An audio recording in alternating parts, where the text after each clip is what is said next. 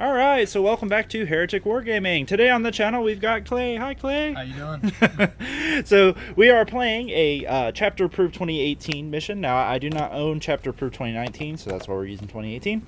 And today we rolled up Eternal War Vital Intelligence. So in this objective, there are 5 objective markers placed around the battlefield. There's one in the middle, and then there's one like halfway in between the end of the board and that middle objective.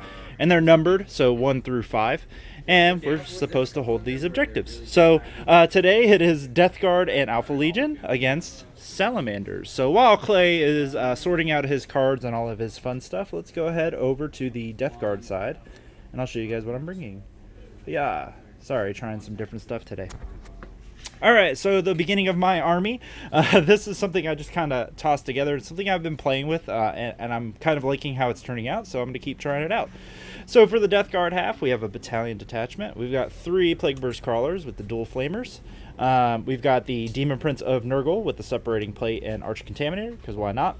We got Typhus, 2 Foul Blight Spawns. Yes, these are converted Plague Marines. And 3 units of 14 Poxwalkers. Yeah, that part. And then we'll come over here to the Alpha Legion side. So the Alpha Legion detachment is this is a Dark Apostle with his 2 disciples. We've got a Hellforged Scorpius, 3 Obliterators that are Marcus Slanesh. This one is obviously Mark and Nurgle. This is a Marcus Slanesh Demon Prince. I spent 2 CP to give him a Relic and a Warlord trait, so I think I'm going to give him Intoxicating Elixir for today. And then probably give him Prescience for his spell. And then we've got 3 units of 10 cultists. So, yeah, we'll see how it ends up. This is not made for Eternal War, so we'll show you guys the army, and then I will be back to show you guys Clay's Salamander.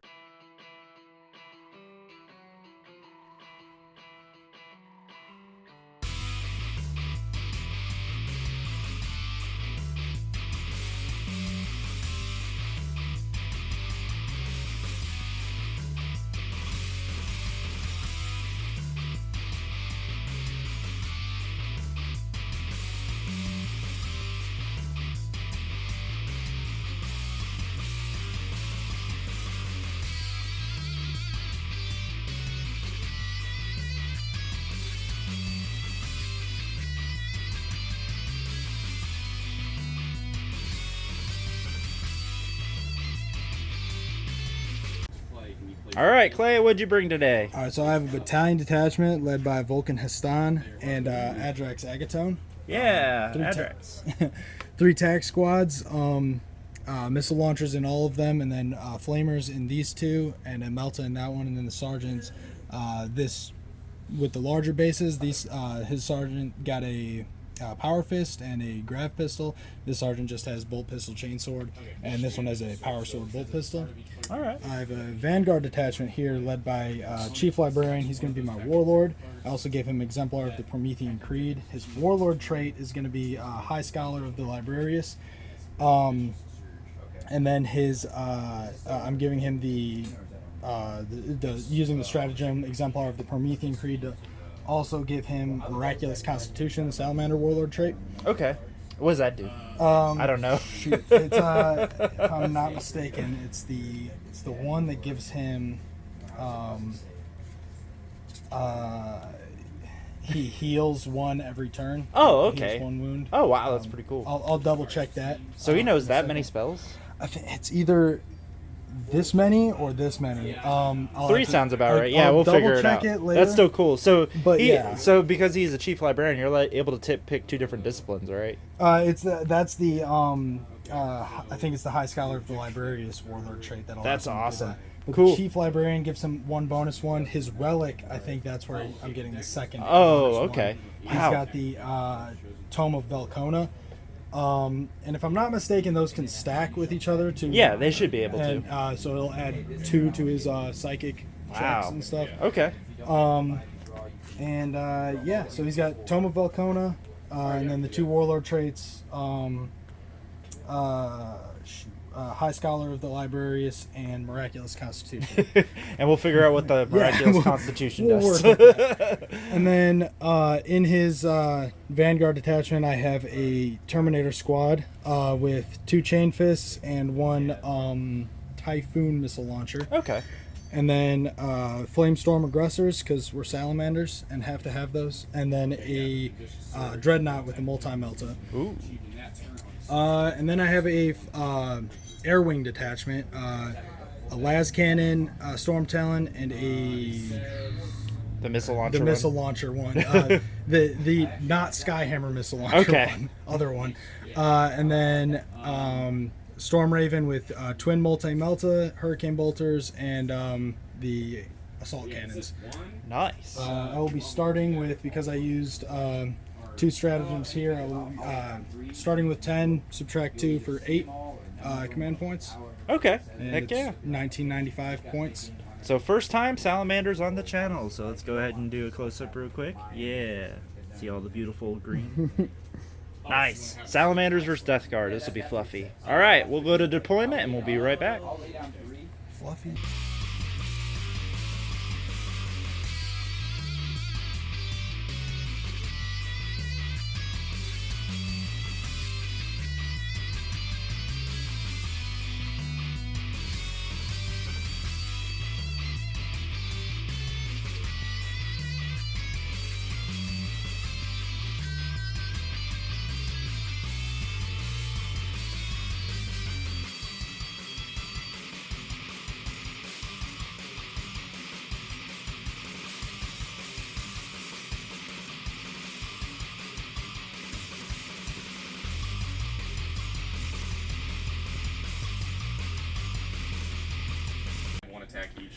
Alrighty, so deployment. So over here on Clay's side, he's got the missile flyer.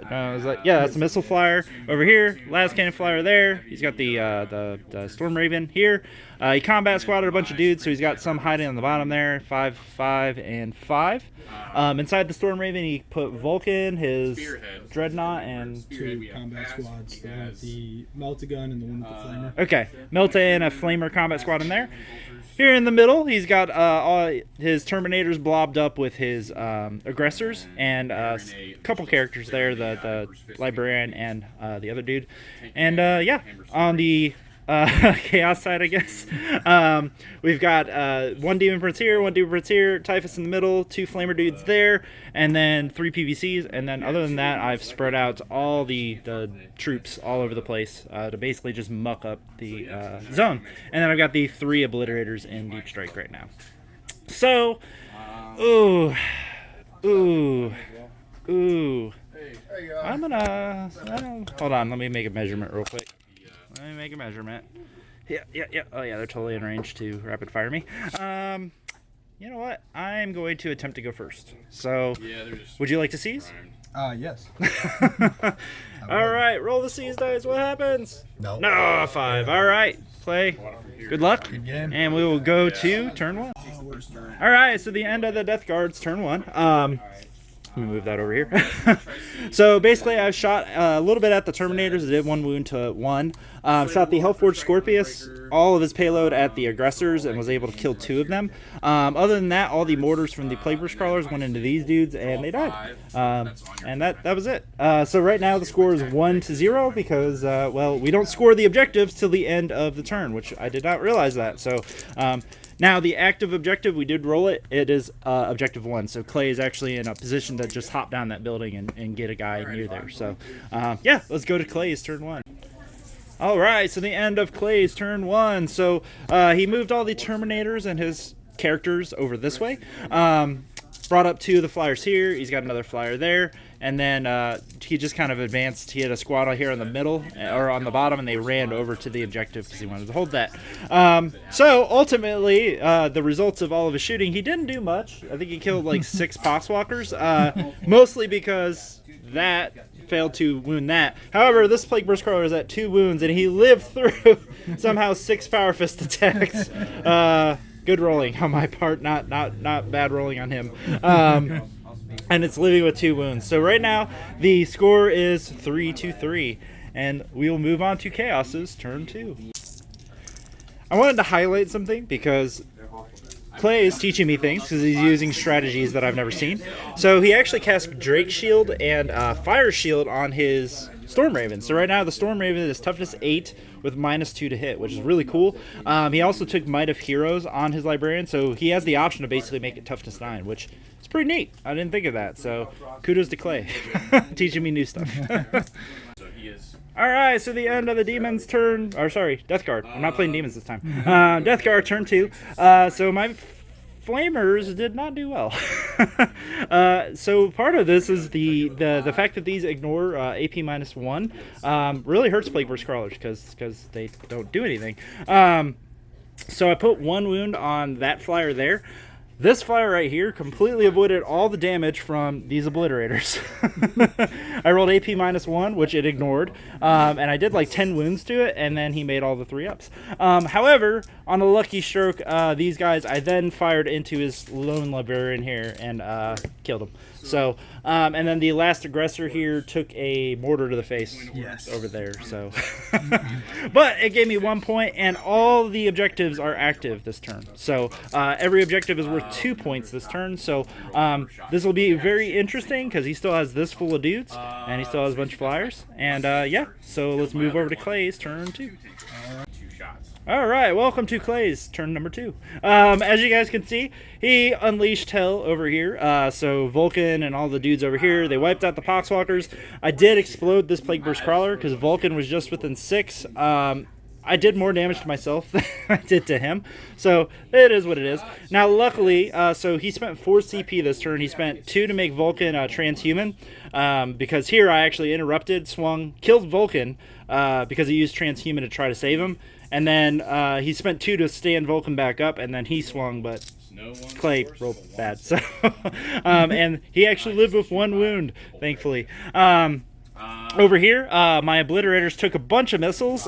He was able to kill 1 right out with a missile, and then the other one took just pot shots. And then Agrax came in, did a bunch of wounds, and I rolled really well for my demonic saves, and 1 lived because he's got a damage 4 Thunderhammer, which is crazy. And then over here, his Storm Raven actually failed to kill that thanks to cover. So cover actually saved me because I rolled 1-6 on the multi-melta and 1-6 on his missiles. So I saved two wounds there.